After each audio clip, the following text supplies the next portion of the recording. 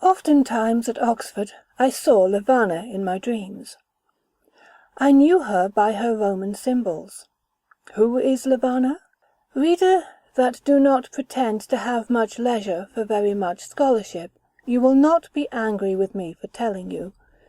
Levana was the Roman goddess that performed for the newborn infant the earliest office of ennobling kindness, typical, by its mode, of that grandeur which belongs to man everywhere, and of that benignity in powers invisible which even in pagan worlds sometimes descends to sustain it. At the very moment of birth, just as the infant tasted for the first time the atmosphere of our troubled planet, it was laid on the ground. But immediately, lest so grand a creature should grovel there for more than one instant, either the paternal hand, as proxy for the goddess Levana, or some near kinsman, as proxy for the father, raised it upright, bade it look erect as the king of all this world, and presented its forehead to the stars, saying perhaps in his heart, "Behold what is greater than yourselves." This symbolic act represented the function of Levana, and that mysterious lady, who never revealed her face, except to me in dreams, but always acted by delegation, had her name from the Latin verb, as still it is the Italian verb, levare, to raise aloft. This is the explanation of Levana, and hence it has arisen that some people have understood by Levana the tutelary power that controls the education of the nursery. She that would not suffer at his birth even a prefigurative or mimic degradation for her awful ward, far less could be supposed to suffer the real degradation attaching to the non-development of his powers. She therefore watches over human education.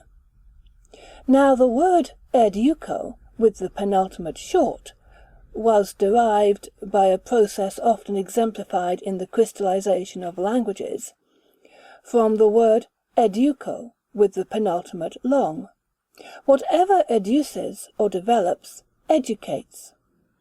By the education of Levana, therefore, is meant, not the poor machinery that moves by spelling books and grammars, but by that mighty system of central forces hidden in the deep bosom of human life, which by passion, by strife, by temptation, by the energies of resistance, works forever upon children, resting not night or day any more than the mighty wheel of day and night themselves, whose moments, like restless spokes, are glimmering forever as they revolve.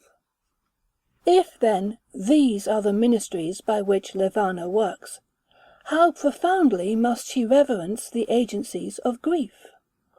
But you, reader, think, that children are not liable to such grief as mine. There are two senses in the word generally, the sense of Euclid, where it means universally, or in the whole extent of the genus, or in the whole extent of the genus, and in a foolish sense of the word, where it means usually. Now, I am far from saying that children universally are capable of grief like mine, but there are more than you ever heard of who die of grief in this island of ours. I will tell you a common case. The rules of Eton require that a boy on the foundation should be there 12 years. He is superannuated at 18, consequently he must come at 6. Children torn away from mothers and sisters at that age not unfrequently die. I speak of what I know. The complaint is not entered by the registrar as grief, but that it is. Grief of that sort, and at that age, has killed more than have ever been counted amongst its martyrs. Therefore it is that Levana often communes with the powers that shake a man's heart. Therefore it is that she dotes on grief. These ladies, said I softly to myself, on seeing the ministers with whom Levana was conversing, these are the sorrows, and they are 3 in number, as the graces are 3, who dress man's life with beauty.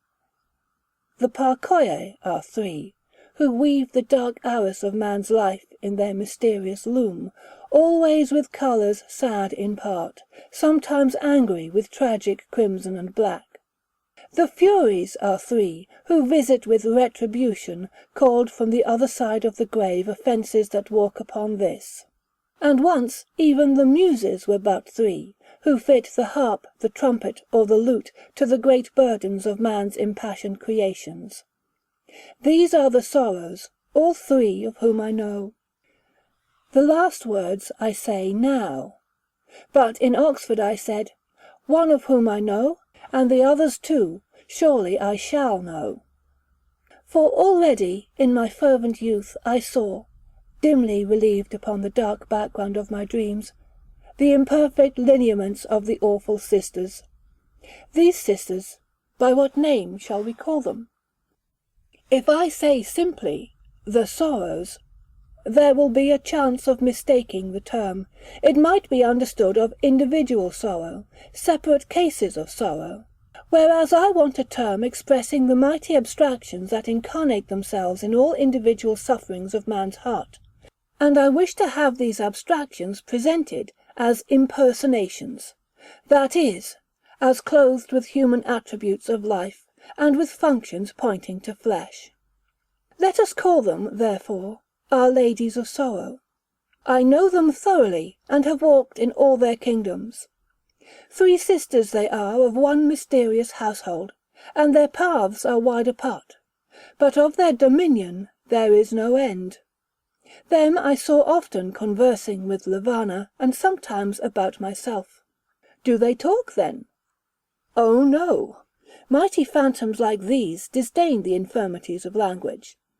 They may utter voices through the organs of man when they dwell in human hearts, but amongst themselves there is no voice nor sound. Eternal silence reigns in their kingdoms. They spoke not as they talked with Levana. They whispered not, they sang not, though oftentimes methought they might have sung. For I upon earth had heard their mysteries oftentimes deciphered by harp and timbrel, by dulcimer and organ. Like God, whose servants they are, they utter their pleasure, not by sounds that perish, or by words that go astray, but by signs in heaven, by changes on earth, by pulses in secret rivers, heraldries painted on darkness, and hieroglyphics written on the tablets of the brain. They wheeled in mazes, I spelled the steps. They telegraphed from afar, I read the signals. They conspired together, and on the mirrors of darkness my eye traced the plots. Theirs were the symbols, mine are the words. What is it the sisters are? What is it that they do? Let me describe their form and their presence. If form it were that still fluctuated in its outline, or presence it were that for ever advanced to the front, or for ever receded amongst shades. The eldest of the three is named Mater Lacrimarum, Our Lady of Tears. She it is that night and day raves and moans, calling for vanished faces. She stood in Ramah, where a voice was heard of lamentation, Rachel weeping for her children, and refusing to be comforted. She it was that stood in Bethlehem on the night when Herod's sword swept its nurseries of innocence, and the little feet were stiffened for ever, which, heard at times as they tottered along floors overhead, woke pulses of love in household hearts that were not unmarked in heaven.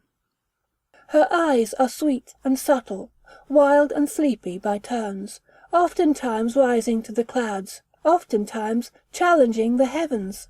She wears a diadem round her head. And I knew by childish memories that she could go abroad upon the winds, when she heard the sobbing of litanies, or the thundering of organs, and when she beheld the mustering of summer clouds. This sister, the eldest, it is that carries keys more than papal at her girdle, which open every cottage and every palace. She, to my knowledge, sat all last summer by the bedside of the blind beggar, him that so often and so gladly I talked with, whose pious daughter, 8 years old, with the sunny countenance, resisted the temptations of play and village mirth to travel all day long on dusty roads with her afflicted father. For this did God send her a great reward. In the springtime of the year, and whilst yet her own spring was budding, he recalled her to himself. But her blind father mourns for ever over her. Still he dreams at midnight that the little guiding hand is locked within his own, and still he wakens to a darkness that is now within a second and a deeper darkness. This Mater Lacrimarum has also been sitting all this winter of 1844-5 within the bedchamber of the Tsar, bringing before his eyes a daughter not less pious, that vanished to God not less suddenly, and left behind her a darkness not less profound. By the power of the keys it is that Our Lady of Tears glides a ghostly intruder into the chambers of sleepless men, sleepless women, sleepless children, from Ganges to Nile, from Nile to Mississippi. And her, because she is the firstborn of her house and has the widest empire, let us honour with the title of Madonna. The second sister is called Mater Suspiriorum, Our Lady of Sighs. She never scales the clouds nor walks abroad upon the winds. She wears no diadem. And her eyes, if they were ever seen, would be neither sweet nor subtle. No man could read their story. They would be found filled with perishing dreams and with wrecks of forgotten delirium. But she raises not her eyes. Her head, on which sits a dilapidated turban, droops forever fastens on the dust. She weeps not, she groans not, but she sighs inaudibly at intervals. Her sister Madonna is oftentimes stormy and frantic, raging in the highest against heaven, and demanding back her darlings. But Our Lady of Sighs never clamours, never defies, dreams not of rebellious aspirations. She is humble to abjectness. Hers is the meekness that belongs to the hopeless. Murmur she may, but it is in her sleep. Whisper she may, but it is to herself in the twilight. Mutter she does at times, but it is in solitary places that are as desolate as she is desolate, in ruined cities, and when the sun has gone down to his rest. This sister is the visitor of the pariah, of the Jew, of the bondsman to the oar in the Mediterranean galleys, and of the English criminal in Norfolk Island, blotted out from the books of remembrance in sweet far-off England, of the baffled penitent reverting his eyes for ever upon a solitary grave, which to him seems the altar overthrown of some past and bloody sacrifice, on which altar no oblations can now be availing, whether towards pardon that he might implore, or towards reparation that he might attempt. Every slave that at noonday looks up to the tropical sun with timid reproach, as he points with one hand to the earth, our general mother, but for him a stepmother, as he points with the other hand to the Bible, our general teacher, but against him sealed and sequestered, every woman sitting in darkness, without love to shelter her head, or hope to illumine her solitude, because the heaven-born instincts kindling in her nature germs of holy affections which God implanted in her womanly bosom, having been stifled by social necessities, now burn sullenly to waste, like sepulchral lamps amongst the ancients. Every nun defrauded of her unreturning Maytime by wicked kinsmen, whom God will judge. Every captive in every dungeon, all that are betrayed and all that are rejected outcasts by traditionary law, and children of hereditary disgrace. All these walk with Our Lady of Sighs. She also carries a key, but she needs it little, for her kingdom is chiefly amongst the tents of Shem, and the houseless vagrants of every clime. Yet in the very highest walks of man she finds chapels of her own, and even in glorious England there are some that, to the world, carry their heads as proudly as the reindeer, who yet, secretly, have received her mark upon their foreheads. But the third sister, who is also the youngest, hush, whisper whilst we talk of her, her kingdom is not large, or else no flesh should live, but within that kingdom all power is hers. Her head, turreted like that of Cybele, rises almost beyond the reach of sight. She droops not, and her eyes resting so high might be hidden by distance, but being what they are, they cannot be hidden, through the treble veil of crape which she wears, the fierce light of a blazing misery, that rests not for matins or for vespers, for noon of day or noon of night, for ebbing or for flowing tide, may be read from the very ground. She is the defier of God. She is also the mother of lunacies and the suggestress of suicides.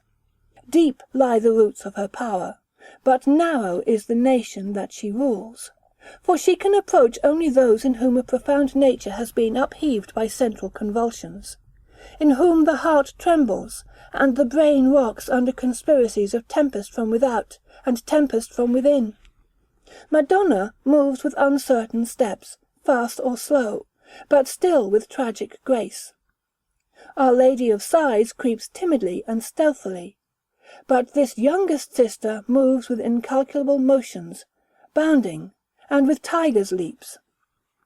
She carries no key, for, though coming rarely amongst men, she storms all doors at which she is permitted to enter at all.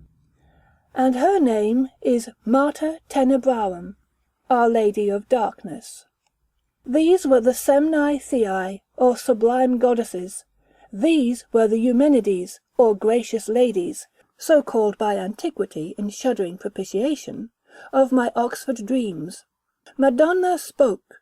She spoke by her mysterious hand. Touching my head, she said to Our Lady of Sighs.